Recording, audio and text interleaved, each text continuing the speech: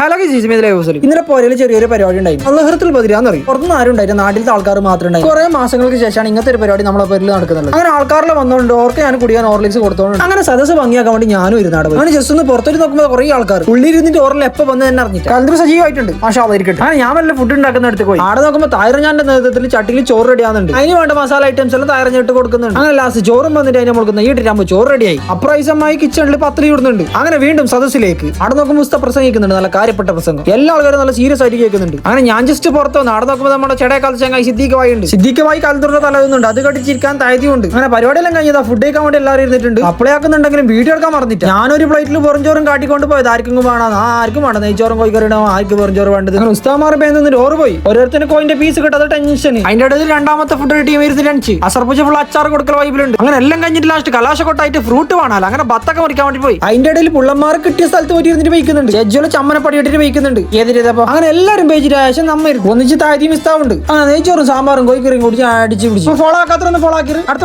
By.